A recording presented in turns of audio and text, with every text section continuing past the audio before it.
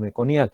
Para la tarde un plan ambicioso, largo. Esperemos que podamos terminar la clase y poder avanzar estos temas que son, por supuesto, muy importantes para nuestro quehacer cotidiano, ¿no? Como médicos. Vamos a empezar hablando de lo que ya habíamos dejado pendiente, que era el tema de la taquipnea transitoria, recordando que estas entidades evidentemente en el niño son fundamentales, especialmente en cuanto a frecuencia, la taquipnea, pero en cuanto a gravedad, lo que hemos hablado y que nos falta terminar en nuestra anterior clase, vale decir el síndrome de estrés respiratorio tipo 1 o enfermedad de membrana hialina. Recordemos que esta entidad, evidentemente, ya les decía, es una entidad propia de los recién nacidos prematuros.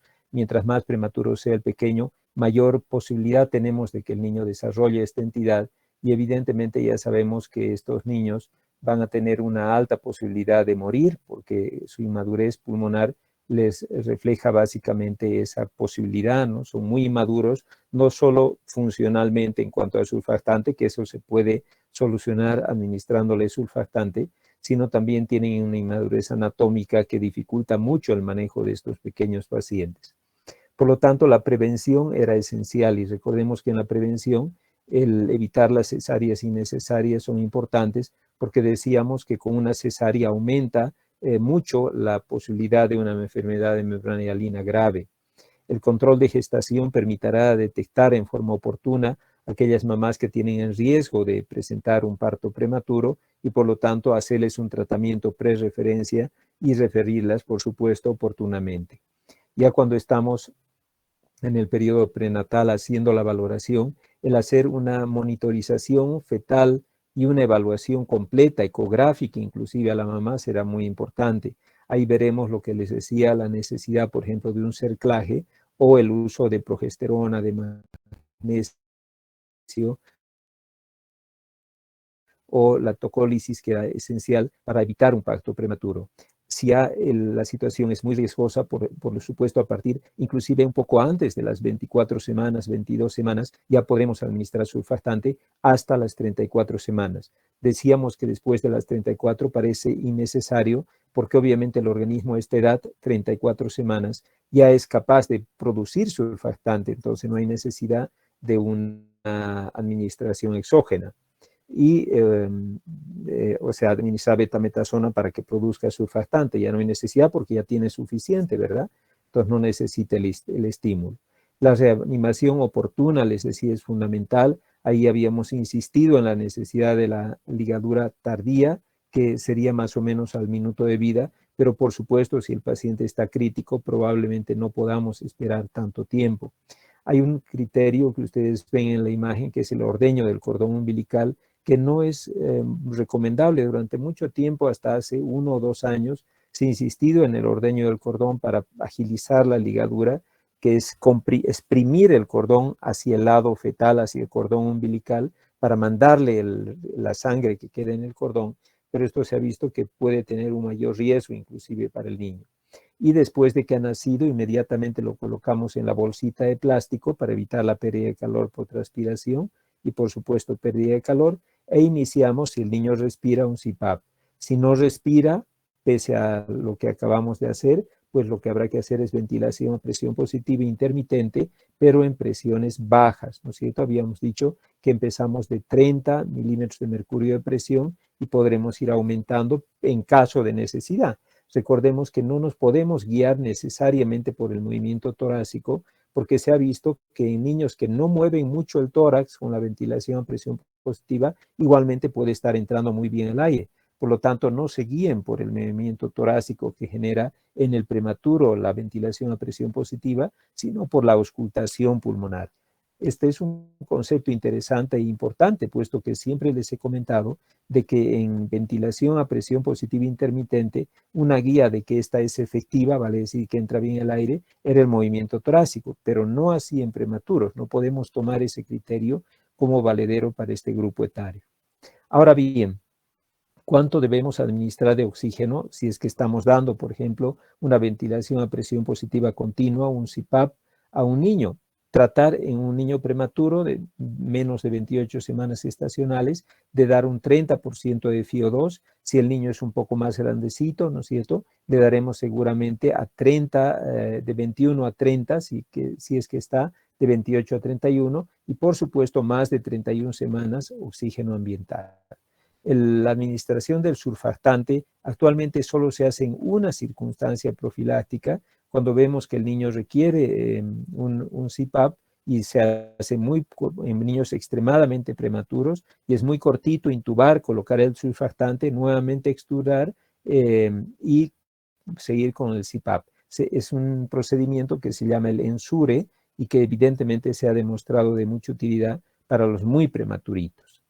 El surfactante pulmonar se administra por el tubo endotraqueal, ¿verdad? O sea, se intuba al niño y es un líquido lechoso, blanquecino, que hay que agitar porque es un componente proteico y lipídico y hay que mezclar los componentes, y una vez que han agitado, pues le va a colocar el surfactante en una dosis de 100 a 200 miligramos por kilogramo de peso dosis. Cuando hablamos de surfactante de rescate, nos estamos refiriendo al surfactante que se ha puesto en niños que ya han desarrollado o que en este momento están desarrollando estrés respiratorio. Habíamos dicho que preventivo es aquel niño que le he puesto CPAP y era muy prematurito, y entonces directamente lo intubo, le pongo el surfactante, saco el tubo y continúo con el CPAP. La técnica ENSURE, ¿verdad? Eso era de profilaxis. Y de rescate es cuando ya desarrolla dificultad respiratoria y se inicia pronto. ¿Qué criterios ustedes vamos a seguir cuando estemos en el hospital y estemos monitorizando un prematuro que está ahorita con su CPAP? Y claro, el médico nos dice, cuidado, vigilen a este niño, me llaman si hay algún problema, yo me voy a un parto. Y ustedes están ahí. Fíjense, evalúen cómo está su fracción inspirada de oxígeno. Si esta está más de 30 de FiO2, o sea, 0.3, me refiero a 30% de fracción inspirada de oxígeno, o está en CPAP a más de 6 centímetros de agua de presión expiratoria, ¿no es cierto?, en el CPAP, pues, ¿qué tendré que hacer? Pues no queda otra que poner surfactante, porque el niño está necesitando más de 30 de fracción inspirada de oxígeno, pónganse 40, 50, 70, 60, diré, no está yendo bien con el CPAP, tendré que administrar surfactante, ¿de acuerdo? Y desde luego nuestro objetivo es buscar la saturación deseada para el momento de vida que tiene nuestro pequeño. ¿Hasta ahí tienen alguna duda, jóvenes? Doctor, buenas tardes. Buenas tardes, Valeria. La saturación deseada, no sé si es que va a depender del rango de edad que se presente. Correcto. Recuerden que al primer minuto de vida habitualmente tiene que mantener una saturación de 60 a 65%, a partir del segundo minuto 70%. ¿Se acuerdan? Hay una tablita en reanimación neonatal que de acuerdo a la edad, a los minutos de vida que tiene, se va aumentando la saturación ideal. ¿Se dan cuenta? Normalmente, usted mira, la deseada es entre 85 a 92, pero ¿en qué minuto de vida ya se adquiere esa saturación deseada en el periodo neonatal? Generalmente es a partir de los 5 a 6 minutos de vida postnatal, pero en los primeros minutos es mucho menos. O sea, no pretenda, Valeria, que un niño de, por ejemplo, un minuto de vida ya tenga una saturación de 80%. Eso no está bien. O sea, tiene que tener de 60 a 65 más o menos para ese primer minuto de vida. Está bien, doctor, gracias. Y en el caso del CPAP, que nos decía que era más de 6 centímetros de agua, ¿eso Algo así. igual tenemos que calcular con el oxímetro? No, en realidad cuando ustedes instalan el CPAP, se coloca una presión expiratoria deseada. O sea, vale decir, recuerden, es una presión inspiratoria continua, ¿verdad? O sea, el niño inspira, le llega el aire a presión. El niño expira, le sigue llegando a la misma presión. ¿Y cuál es esa presión? Idealmente de 5 a 6 centímetros de agua. La máquina está programada para esa presión. Pero si usted ve que está en 6 ahorita centímetros de agua de presión y el niño está colapsando su pulmón, o sea, no logra tener saturaciones buenas con 6, ¿qué haría usted? Le tiene que poner 7 u 8. Entonces, ¿ahí qué quiere decir? Que ya requiere surfactante. Está bien, doctor. Gracias. Gracias por la aclaración. No, de nada. ¿Alguna duda más?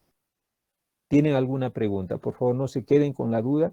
Estos son temas que los van a ver inevitablemente en el internado, porque claro, es inevitable dejar de ver un prematuro, es todos los días. Si ustedes ahorita van al gineco, tenemos 6 prematuros ingresados, 6. O sea, algunos ya tienen bastante tiempo, están hasta de 2 semanas, pero son 6 en este momento. Y 3 están en CPAP. O sea que de hecho, son todo el tiempo que ustedes estén rotando por el hospital, van a ver estos niños. O sea que tienen que tener una idea clara de cómo monitorizarlos. Bien, otro elemento importante es la cantidad de líquido que le debo poner a mi paciente. Evidentemente, recordemos que el niño requiere por lo menos una restricción hídrica de un 10%. ¿Cuál es el motivo? Me dirá usted. Lo que pasa es que los recién nacidos tienen un acúmulo de líquido extracelular y significativo al momento del nacer. Casi su proporcionalidad hídrica es hasta de un 80%. Entonces, eso no le ayuda a ventilar adecuadamente los pulmones, esa gran cantidad de líquido que tiene. Por lo tanto, tiene que tener una pérdida de líquido fisiológica. Pero por el mismo motivo que se encuentra con hipoxia tisular debido al distrés respiratorio, hace que el riñón no pueda cumplir adecuadamente ese rol de eliminar mucho líquido para lograr la estabilidad del niño. Y por eso, si yo soy muy liberal en la administración de líquidos, corro el peligro de que el niño empiece a aumentar y a edematizarse, inclusive a nivel intersticial pulmonar, mucho más, lo cual va a ensombrecer el pronóstico.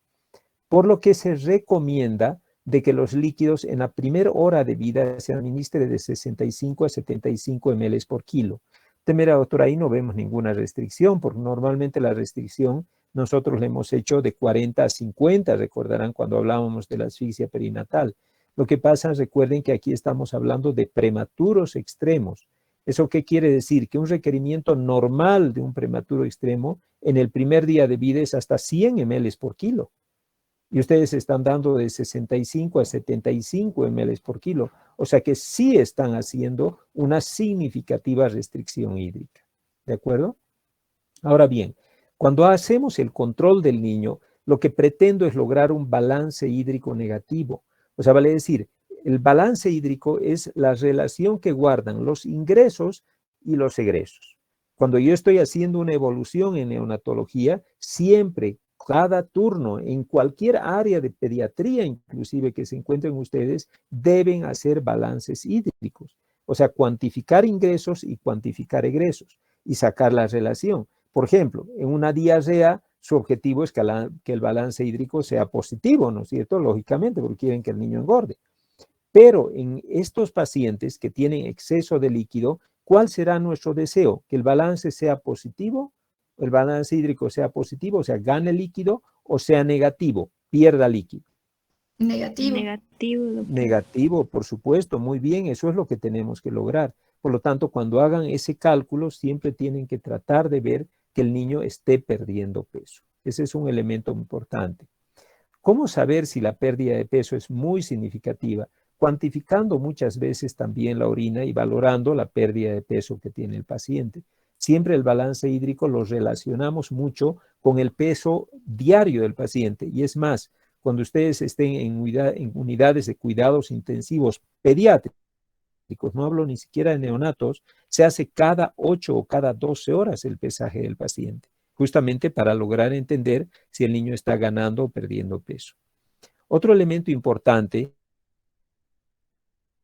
es la nutrición parenteral. Lamentablemente estos niños no pueden recibir mucha cantidad de líquidos orales. ¿Por qué, mire usted? Porque el mismo estado de distrés respiratorio que presentan contraindican, por supuesto, la administración de líquidos orales. Por lo tanto, todos los líquidos pasan a la vía parenteral, pero junto con los líquidos, obviamente el niño necesita calorías que no podemos descuidar y por lo tanto se introduce en recién nacidos con enfermedad de membrana hialina la alimentación precoz, vale decir, dentro de las primeras 24 horas de vida. O sea, nace y a las pocas horas ya le estamos dando tanto hidratos de carbono, lípidos y proteínas en la alimentación parenteral. Y como ven ustedes, en volúmenes altos. ¿Alguien ha oído hablar de la alimentación trófica? ¿Nadie? ¿No? Bueno, la alimentación trófica hace referencia a la introducción de leche materna de la propia madre en el primer día de vida. Usted me dirá, doctor, pero no dijo que estaba contraindicada. Lo que pasa es que la trófica no está contraindicada. Significa que son pequeños volúmenes, muy poquito. Por ejemplo, se recomienda iniciar a unos 2 a 3 ml por kilo día. Imagínense esa cantidad. Un niño que pesa 500 gramos, le estoy dando 1 ml. 1 ml, imagínense eso en todo un día. ¿Para qué? Para que ese líquido estimule la proliferación y el crecimiento celular en el área intestinal y además que promueva el desarrollo de una flora intestinal saprófita. Se ha visto que la alimentación trófica, lejos de ser perjudicial, no es perjudicial, es más bien beneficiosa dentro del punto de vista digestivo de estos niños. Se ha encontrado que tienen menor incidencia de enterocolitis necrotizante con la alimentación trófica. ¿Qué hacemos si ustedes se encuentran en el área rural, han recibido un niño prematuro, vayamos a pensar de 1.200 gramos, lamentablemente la madre no hizo control prenatal, seguramente tenía una incompetencia cervical uterina y se produjo a un mínimo esfuerzo la salida del bebé. En forma rápida salió el niño, ustedes tuvieron la oportunidad de atenderlo y realmente hicieron lo correcto, le pusieron una bolsita y el niño está respirando espontáneamente a los 10 minutos de vida, aunque con dificultad respiratoria. ¿Qué podríamos hacer? Transferirlo, pero ¿cómo lo van a transferir? ¿Qué podrían hacer con este niño? ¿Alguien tiene una Quizás si idea? es muy lejos, doctor, podríamos intubarlo. Ya, pero ponga, sí, o sea, si está con distrés respiratorio, intubarlo ya, si lo ven necesario. Recuerden que para pensar en intubarlo, tiene que haber criterios, ¿no es cierto? Y uno de esos criterios es cuando el niño no está pudiendo lograr una estabilidad, ¿con qué? Con el CPAP. ¿No se acuerdan que hemos dicho que van a intentar colocar CPAPs? Sí, ¿no ve? Hemos hablado de eso. Eso no es una ventilación invasiva. El tubo endotraqueal significa ventilación invasiva al paciente. Pero lo ideal es hacer una ventilación no invasiva, o sea, colocarle en CPAP. ¿Qué pasa si no tenemos CPAP? Esta imagen que están viendo aquí en la pantalla es para mostrarles que también se puede dar oxígeno por un casco cefálico. Este es un casco cefálico. Se le pone la cabecita a este casco cefálico y le entrega una fracción inspirada de oxígeno, o sea, una FiO2, de hasta el 60%, abriendo la llave a 6 a 8 litros por minuto. O sea, le da una muy buena concentración de oxígeno. Este es el CPAP, esto que están viendo ustedes aquí. O sea, el niño está con la boquita cerrada y todo el aire a presión, más o menos a 6 centímetros cúbicos de agua, está entrando el aire de presión y eso está impidiendo el colapso alveolar. Cuando no se puede ya, fracasa, o sea, estamos ya a 8 centímetros cúbicos de agua, o sea, abriendo mucho la llave ya del CPAP.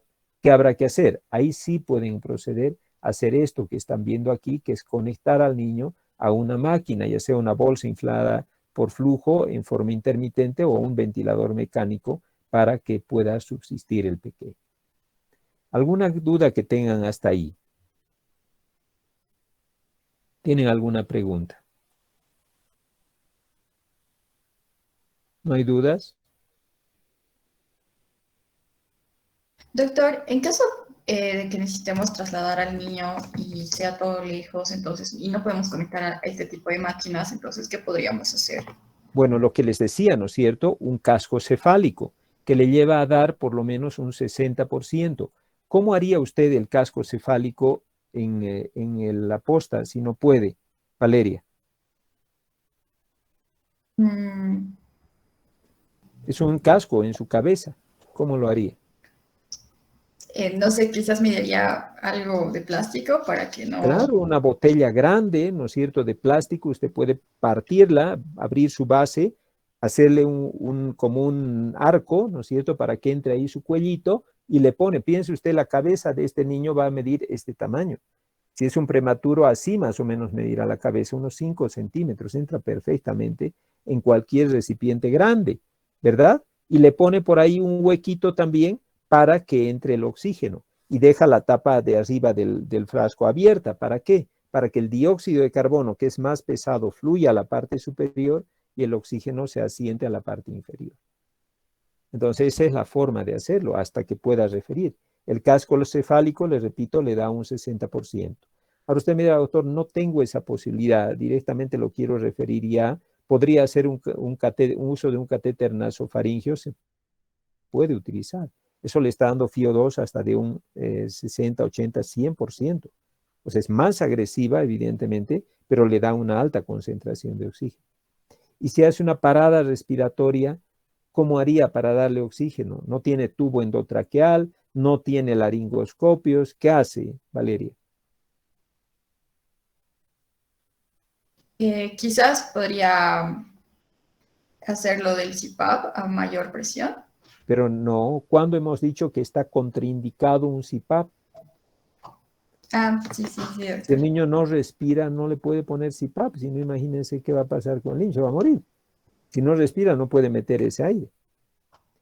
Ahí que puede dar ventilación a presión positiva intermitente, la bolsa autoinflable, ¿verdad? Lo que hemos aprendido en la práctica, eso es lo que ustedes utilizan para ir ventilando hasta llegar al centro receptor con el niño. Pero ¿a cuánto de presión van a dar esa bolsa autoinflable? ¿A cuánto de presión va a ser? A ver, Cristian Silva, ¿a cuánto de presión hemos dicho?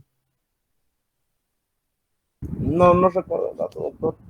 Acabamos de decirlo, presten atención. ¿Cuánto era, Giselle? A 20 milímetros cúbicos de presión. No más, o sea, el apretado de la bolsa no debe ir más de 20. Presten atención, chicos, si no, ¿qué van a recordar de esto? No van a poder recordar nada. Y van a decir, ¿y ahora qué hacemos? ¿No? O sea, ¿cómo salimos de esta dificultad en que nos encontramos? Es muy importante que lo tomen en cuenta. Bueno, entonces esto que estamos viendo aquí es la taquimia transitoria del recién nacido, una entidad donde la patología básicamente se centra en la acumulación de líquido en el pulmón. O sea, el líquido se llena de pulmón al nacer. No es que se llena, en realidad sigue con mucho líquido, porque recuerden que en la vida intrauterina el líquido está abundando en el pulmón, ¿verdad? Los alveolos están llenos de líquido y al momento de nacer se vacía ese líquido. ¿Verdad? Eso hemos dicho. Pero fíjense que el líquido puede permanecer en el pulmón en muchos recién nacidos y a eso se llama taquimia transitoria de recién nacido. Es acúmulo de líquido pulmonar. Por eso se llama líquido pulmonar o pulmón húmedo o síndrome. Actualmente se denomina más síndrome de dificultad respiratoria tipo 2 para diferenciarlo del tipo 1, que es la enfermedad de membrana hialina. Fíjense que es enormemente frecuente, mucho más frecuente que lo que habíamos visto en el niño con enfermedad de membrana hialina o de tipo 1. Este tipo 2 es 11 por cada 1000, o sea, muy frecuente. Y especialmente frecuente en niños nacidos por cesárea. O sea, alguno de ustedes decide, dice, no, mira, hablan con la esposa y le dice, no, ¿sabes qué? Mejor cesárea, me da miedo el parto vaginal, te vas a sentir mal, no, mejor, mira, yo te aconsejo como médico que tengamos a nuestro bebé por vía cesárea, ¿verdad? Y resulta que deciden hacerlo por cesárea, pero ¿qué puede pasar? Que puede hacer una taquimia transitoria del recién nacido, o sea, puede quedar muy mal ese niño solo por el hecho de la cesárea. ¿Por qué? Porque se ha visto que el mismo trabajo de parto contribuye a la reabsorción del líquido pulmonar. Por lo tanto, el nacimiento por cesárea predispone al niño a una taquimia transitoria del recién nacido o pulmón húmedo. La sedación también materna lo hace. Los niños nacidos con cesárea que no han desarrollado, porque muy frecuentemente desarrollan también asfixia perinatal y enfermedad de membrana hialina, pueden desarrollar asfixiados taquimia transitoria. Niños que reciben líquidos parenterales demasiado abundante o las mamás que reciben mucho líquido, también sus niños pueden tener taquimia transitoria. Un trabajo de parto prolongado también la provoca y desde luego la poliglobulia fetal. Niños que tienen hematocritos por encima de 65% son niños ya proclives a tener taquimia transitoria. Y los hijos de madres diabéticas. Esta es la fisiopatología de esta entidad. Recordemos que normalmente el pulmón... Sí, sí, adelante, por favor. ¿Me puede compartir las diapositivas? Me entiendo que sí, no estoy compartiendo. No, doctor. Pero déjenme ver. Ahora voy a ver. ¿Ahora sí? ¿Ya pueden ver? No, doctor, todavía. Extraño porque aquí me sale como que ya estoy compartiendo. Espérenme un ratito, voy a ver qué es lo que está pasando. Aquí me dice su pantalla no puede compartir porque se ha producido un error. Dice, vamos a cerrar nuevamente nuestro anuncio y voy a ver ahora si es que ya puedo compartir. Por favor, me lo dice. ¿Ahora sí? Sí, doctor, ahora sí ya está. Ah, perfecto. Entonces les hablaba de que normalmente el líquido pulmonar está presente, ¿verdad? En la vida intrauterina no está libre el líquido pulmonar, no está libre el pulmón de líquido, está lleno de líquido, todos los alvéolos están llenos. ¿Por qué? Porque el pulmón mismo produce líquido pulmonar. O sea, secreta al interior del alvéolo líquido. ¿Y por qué lo hace a estos volúmenes tan altos que está ahí en la imagen? Me dirá usted de 20 a 30 ml kilo, o sea, grandes cantidades. Porque evidentemente el niño tiene que tener los alvéolos distendidos en el útero. Si no, eso pues no le permitiría desarrollar adecuadamente los alvéolos. Por lo tanto, secreta constantemente este líquido pulmonar.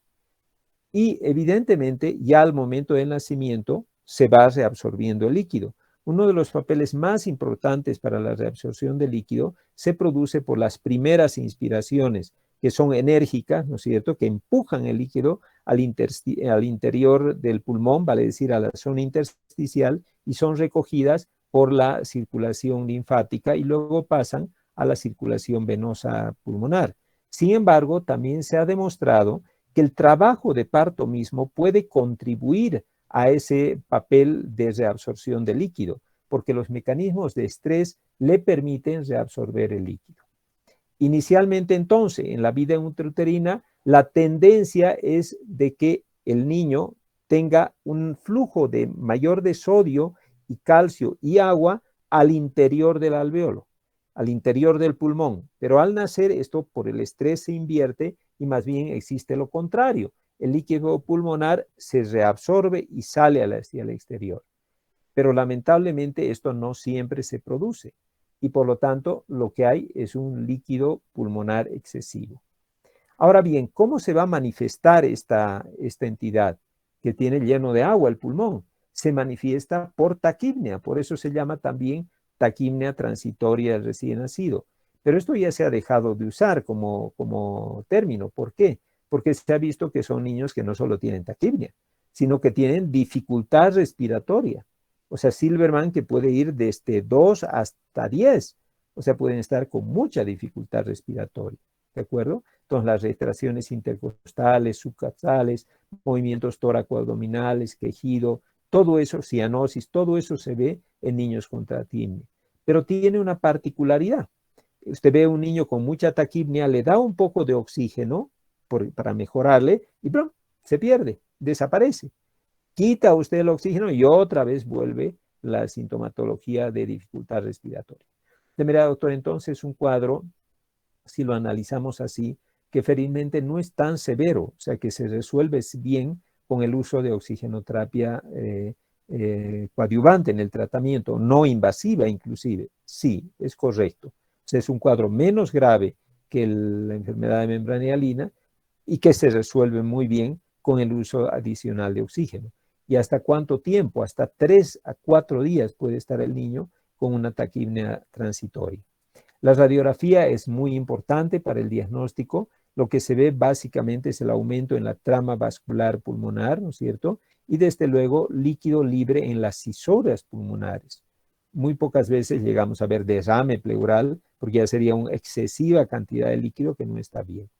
En la gasometría podemos encontrar también acidosis, hipoxemia, hipercapnia, aunque esto es poco frecuente por su evidente respuesta al uso de la oxigenoterapia.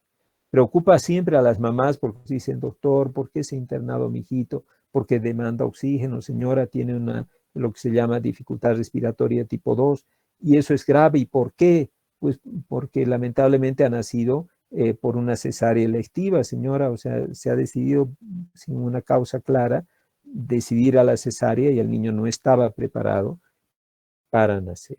¿De acuerdo? Entonces es algo que hay que tomar en cuenta dentro de nuestras enfermedades. ¿Cuál es la conducta? Como les decía, la oxigenoterapia, habrá que, si el distrés respiratorio se ha hecho muy significativo, puede restringirse los líquidos orales y pasar a los líquidos y nutrición parenteral, aunque es muy poco frecuente, porque como les decía, la mayor parte de los niños están muy bien con el oxígeno suplementario. Por lo tanto, sí se puede alimentar. Las incubadoras son imprescindibles porque ya habíamos dicho que también los cambios de temperatura brusco pueden dificultar más aún la reabsorción de este líquido pulmonar.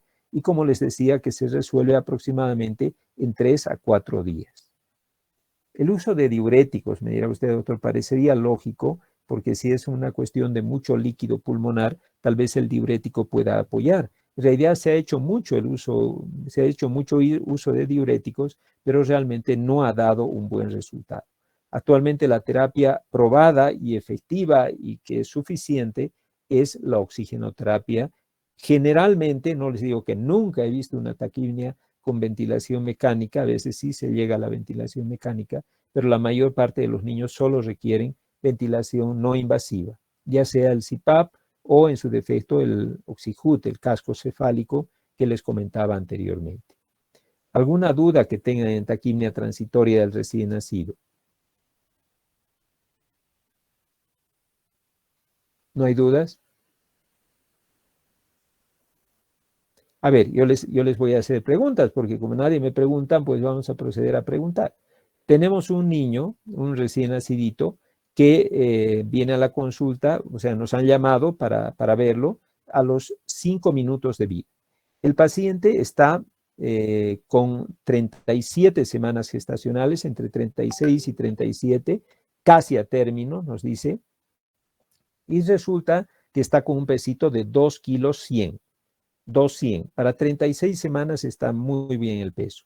Y lo han encontrado con dificultad respiratoria, con distrés respiratorio. Felizmente en ese momento pueden auscultarlo y se oyen bastantes runcus en el pulmón, como un ronquido permanente en el área pulmonar de este pequeño paciente. En este momento está con oxígeno suplementario, el niño tiene dificultad respiratoria, pero tiene una saturación buena de 92%, con oxígeno por casco cefálico está el niño a 6 litros por minuto. Lo controlamos un buen lapso de tiempo, unos 20, 30 minutos, y resulta que permanece en el mismo estado, no empeora ni mejora. ¿Cuál será su diagnóstico? ¿Qué opinan ustedes? ¿Qué creen que tiene? Quizás usted podría tratarse de otra patología porque o sea, sí presenta dificultad respiratoria, pero el oxímetro de pulso nos muestra que está en 92%. Entonces, ¿Qué otra patología podría ser? Quizás podría ser un edema de pulmón. O sea, ¿qué se llamaría eso? ¿Qué tema estamos viendo? Ahora, taquipnea. Eso sería pues una taquipnea, ¿no ven? No puede ser una enfermedad de membrana hialina porque no está aumentando en severidad. Ustedes ya dirán, no, esto es muy probable que se trate de una taquipnea transitoria porque no hay empeoramiento, ha mejorado con el oxígeno, se ha estabilizado, la saturación ha subido a lo indeseable, entonces más parece una taquipnea transitoria el recién nacido o síndrome de estrés respiratorio tipo 2. Entonces, además que es limítrofe, está entre 36 a 37 semanas. Muy difícil en un niño a término o casi a término que haya una hialina. Tendría que haber algún factor coadyuvante, como por ejemplo el antecedente de una asfixia perinatal grave, hijo de madre diabética, varios factores, ¿no? Pero no parece haber ninguno. Y por lo tanto, sí, uno dirá, bueno, esto más me parece un síndrome de estrés respiratorio tipo 2, le haré una radiografía, pero por ahora parece esto. ¿Le doy a su mamá? No, porque el niño obviamente está delicado. Cristian, adelante. Doctor, usted decía que en este cuadro al administrar el oxígeno se le quitaba lo que es la sintomatología del niño. ¿Se Sí, puede usar sí. esto como un diagnóstico en el caso que tengamos Se dudas? puede, en realidad, mire, usted ha usado esto como diagnóstico. Fíjese que este niño inicialmente estaba hasta desaturando, ¿no ve? Pero usted le ha puesto el oxígeno y ha mejorado, ha llegado a una saturación de 92%, solo administrándole oxígeno por casco cefálico. Además que es limítrofe y ha nacido por cesárea. O sea, de hecho, usted dirá, no, esto es con total seguridad, porque si fuera una membrana hialina, estaría peor y ahorita tendría que tenerlo al niño con CPAP, pero tendría que ser muy prematuro. Si no hay factores de riesgo, no solo es, digamos, cómo responde al tratamiento, Cristian. Recuerde que el diagnóstico usted lo formula por los antecedentes, las manifestaciones clínicas y, por supuesto, la respuesta al tratamiento. O sea, es el conjunto de hechos que le hace pensar que está ante una taquipnea transitoria del recién nacido. Y claro, la respuesta al tratamiento también, pero también todo el entorno del niño. Así los van a ver los casos, tanto en el examen final como también en la vida profesional. Así van a ver casos de este tipo y tienen que analizar todo, los antecedentes, todo lo que esté descrito, hasta llegar a un criterio diagnóstico definido. ¿De acuerdo? Gracias. No, de nada. Ahora vamos a hablar de la última entidad, que es en realidad, espero que pueda esta vez compartiendo la pantalla. ¿Ven la pantalla? Sí, doctor. Ya. Sí, perfecto. Este es el último tema, es la neumonía intrauterina. Vale decir, un caso de infección, por supuesto, en los niños, pero adquirida dentro del útero. Usted mira, pero ¿cómo puede haber adquirido dentro del útero? ¿Alguien tiene una idea cómo puede haberse enfermado dentro del útero un niño? Porque la madre igual está infectada y entonces ha podido pasar por vía sanguínea hacia el cordón y posteriormente ya Correcto. el feto. Correcto, esa es una vía. Y otra puede ser simplemente por las membranas ovulares. O sea, puede ser que tenga una infección porque la madre tenía una infección que pasó por las membranas ovulares. Ese tipo de infección, ¿cómo se diagnostica? ¿Cómo se llama? En la madre, ustedes han llevado en ginecología. Cuando tiene una infección en las membranas ovulares. La O sea, oforitis. siguen pasando. ¿Cómo? La oforitis, doctor, las ovulares. Perdón, no les. ¿Qué se llama? La oforitis. Corioamnionitis, corioamnionitis. Las corioamnionitis, que son tan frecuentes en las madres, son obviamente secundarios a infecciones vaginales que han ascendido a las membranas ovulares y la placenta, y evidentemente se han pasado al niño por esa vía ascendente. O sea, no solo es hematógena, sino también es por vía ascendente transvaginal. Pueden ser intrauterinas inmediatas, que se dan hasta las 72 horas de vida, o tardías cuando aparecen después de las 72 horas. O sea, estas hasta las 72 horas se llaman neumonía congénita precoz y esta es tardía. Aquellas que son a las 72 horas para adelante son tardías. ¿De acuerdo? Las primeras, evidentemente, son generalmente vías ascendentes. O sea, vale decir, las membranas ovulares infectadas han contaminado al niño. Pero solo eso no. También una ruptura prolongada de membranas puede contaminar al niño, porque recuerden que las mujeres en un 30 a 50% en el embarazo están colonizadas tanto por Escherichia coli como por Streptococcus agalactiae o neumonía. Y por lo tanto, fácilmente el niño se contamina. Estos son los principales agentes causales de la enfermedad, ¿no es cierto? Tenemos a la Escherichia coli, a la Listeria monocitógenes como agente causal frecuente, al estreptococo beta-hemolítico, ¿no es cierto?, del grupo B, y también algunos gérmenes del grupo TORCH, o sea, toxoplasma, citomegalovirus, otros virus, etc. Fíjense, es frecuente que estos niños nazcan ya con manifestaciones clínicas, o sea, al nacer ya tienen síntomas, nacen y ya están sintomáticos. ¿Cuáles serán los síntomas más frecuentemente encontrados? Habitualmente, el síntoma más frecuentemente encontrado es el que el niño nace con necesidades de reanimación neonatal. O sea, todo parecía estar normal cuando de repente hemos visto que se hacía necesaria la reanimación neonatal en estos pacientes. Entonces uno dirá, no, esto no está bien, algo le pasa, no tenía ningún factor de riesgo aparente y resulta que nace mal. Entonces probablemente el niño tenga alguna infección congénita, ¿verdad? Y que evidentemente va evolucionando negativamente en las primeras horas de vida, ¿no? Hasta las 72 horas ya está muy sintomático. Los síntomas son inespecíficos, rechazo al alimento, decaimiento, irritabilidad, pero puedan también haber signos específicos como irregularidades respiratorias, taquipnea, dificultad respiratoria, crisis de apnea, quejido y también cianosis. O sea, se ven en el paciente signos clínicos. Evidentemente, los criterios, por lo tanto, se basan en manifestaciones clínicas, aunque no siempre específicas, antecedentes, como le decía hace un momento a Cristian, le decía, no puede guiarse solo por lo que clínicamente está o por la respuesta al tratamiento, sino también los antecedentes son muy importantes. Yo le hablaba, por ejemplo, de una ruptura prolongada de membranas de 18 a 24 horas, ya nos hace pensar que podemos estar ante una neumonía congénita. Y desde luego también la presencia de una amnionitis, una corioamnionitis o una fiebre materna, que también, por supuesto, nos hará pensar en una infección intrauterina. Las medidas, por supuesto, son generales de toda dificultad respiratoria, vale decir, oxigenar de acuerdo a cómo esté el paciente. Tenemos un niño, por ejemplo, que tiene 48 horas de vida, parto domiciliario, atendido por un familiar de la señora, ¿no es cierto?, que no tuvo muchos cuidados por la descripción en la asepsia ni antisepsia, y la mamá está con fiebre. Ha venido madre y niño a hacerse atender. La madre con fiebre y nos dice que tenía fiebre desde antes.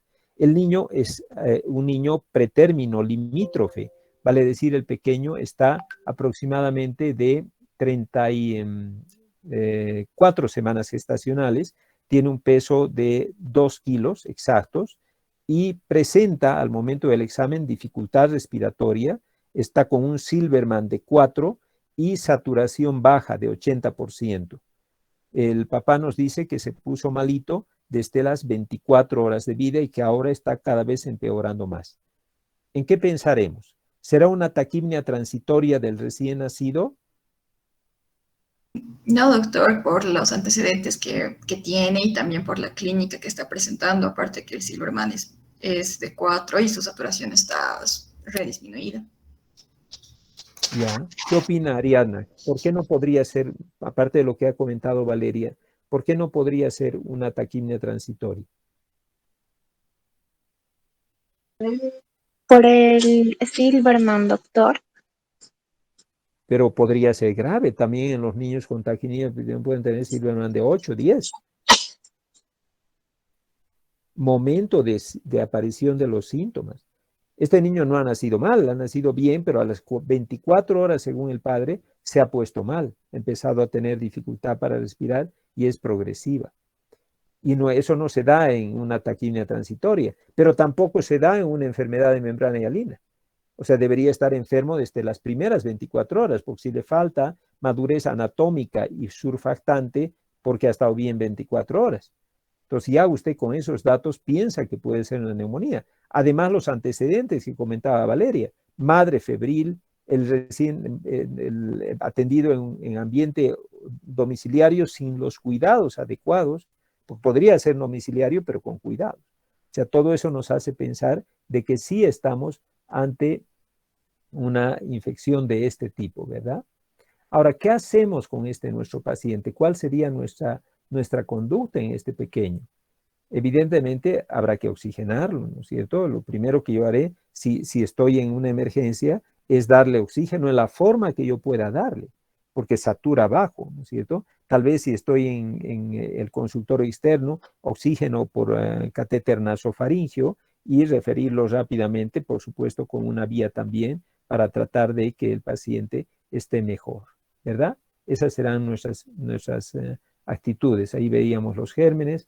Estas eran las imágenes radiológicas y las manifestaciones clínicas. Ahora bien, una vez que hemos hecho esto, ¿qué más vamos a hacer? Evidentemente, antibioterapia. Y en un niño de estas características, ¿cuál sería el esquema de antibiótico ideal. Aquí dice aminoglucósidos. Generalmente se hace una terapia biasociada en la neumonía congénita, porque estamos hablando de listeria y también estamos hablando de otro germen, ¿no? Que es Doctor, la Escherichia coli. Sí, perdón que le corte. sí, sí. La diapositiva otra vez se ha colgado, doctor, creo, porque estamos en Ah, inactivación mala del suerte. surfactante. Ah, ya, espérenme un ratito que otra vez vamos a dejar de compartir. A ver, déjenme ver qué es lo que está pasando aquí. Vamos a ver. Ahora comparto con ustedes nuevamente. Está bien, doctor, gracias. Ahora sí, ¿verdad? ¿Ya lo están viendo? Mm, No, espérenme, esto está mal. sí, Ahí, sí, doctor. ahí está. Ya pueden verlo, ¿verdad? Sí, Muy sí, bien. doctor, Entonces les gracias. decía que puede haber manifestaciones clínicas significativas. Ahí veíamos esa imagen tan característica. Esta imagen, por ejemplo, que están viendo ustedes ahora, es propia de un niño con listeria, una neumonía listeria monocitógenes, un cuadro que lamentablemente todavía vemos con bastante frecuencia. ¿De acuerdo? Los antecedentes, les decía, la ruptura de las membranas, la madre con fiebre, coriamnionitis, etcétera, que nos da el diagnóstico, y los antibióticos. Aquí les decía, ven como antibiótico el aminoglucósido, pero en realidad se hace una terapia biasociada de ampicilina y gentamicina. Ese es el esquema actual cuando ustedes estén tratando en el primer nivel de atención a un recién nacido con sospecha de neumonía congénita. Ampicilina y gentamicina. ¿De acuerdo? Ese es el tratamiento. La dosis las vamos a revisar en sepsis neonatal, que es nuestro siguiente tema. Esta es la última entidad, lo que llamamos el SALAM, síndrome de aspiración del líquido amniótico meconial. Otro elemento que requiere evidentemente un diagnóstico diferencial y que se hace muy importante. ¿Qué es esto? Me dirá usted, el SALAM. Es la aspiración del líquido amniótico antes del nacimiento, durante el proceso del parto y en el posparto inmediato. En cualquiera de esos tres momentos, un niño podría aspirar líquido amniótico. Te mira, doctor, ¿cómo puede ser antes del parto?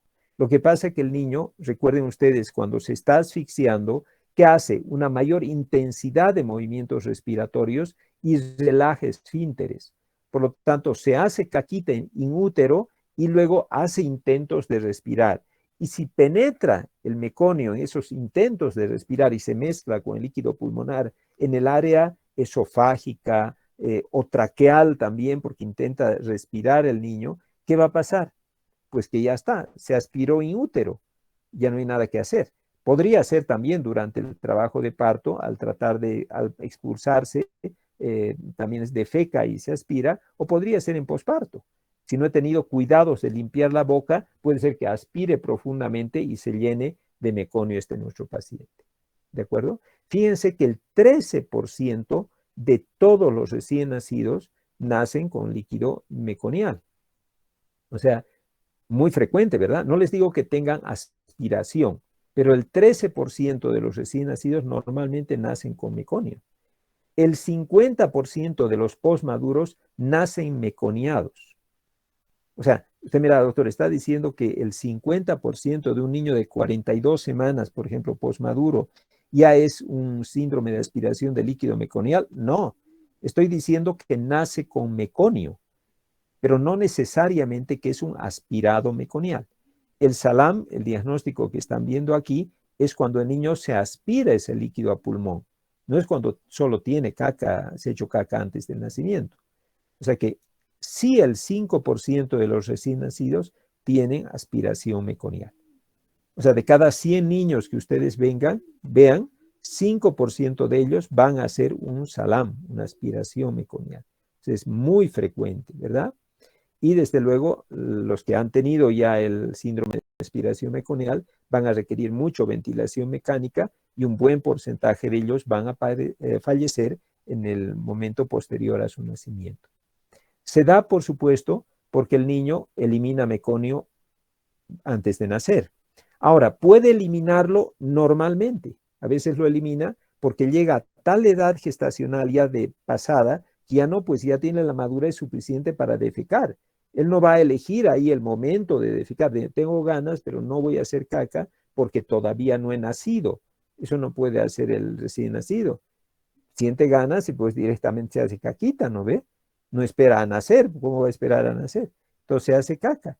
Pero ese es un recién nacido normal, que es maduro y se hizo caca, no tiene asfixia, nada, no hace grandes movimientos respiratorios, o sea que no se va a aspirar el meconio.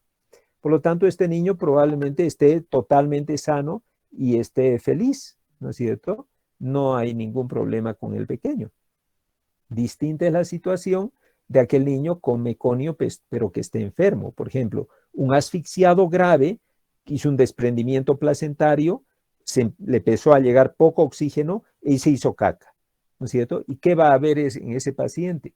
El meconio está tiñendo, obviamente, el líquido amniótico, ahora es un líquido amniótico verde, ¿no es cierto? Y el niño puede ser que con la agitación que tiene tratando de respirar por la asfixia, introduzca dentro de su vía aérea meconio. Se puede ser que sea aquí, introduce en útero y queda con meconio en toda la zona traqueal, casi hasta bronquios de segundo o tercer grado, lleno de meconio.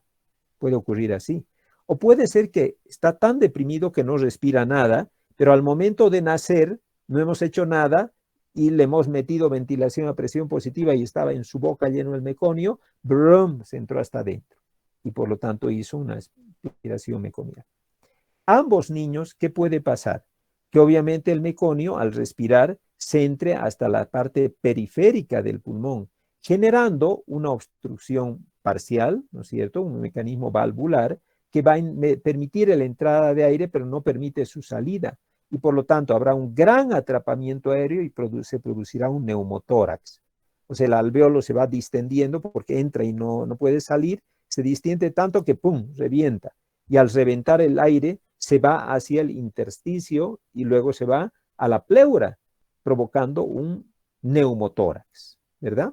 O puede ser que la obstrucción sea completa, o sea, taponó totalmente el bronquio de grueso calibre. ¿Y qué pasó entonces? Hizo una atelectasia. No entraba nada de aire y lo que quedó de pulmón se reabsorbió y quedó atelectásico el pulmón. Quedó totalmente colapsado. Eso también puede provocar. Y eso obviamente igualmente va a generar una hipoxia, una acidosis severa, hipercapnia y por supuesto el niño puede fallecer, haciendo inclusive una hipertensión pulmonar persistente. Ahora bien, el meconio cuando está en la vía aérea puede inactivar el surfactante.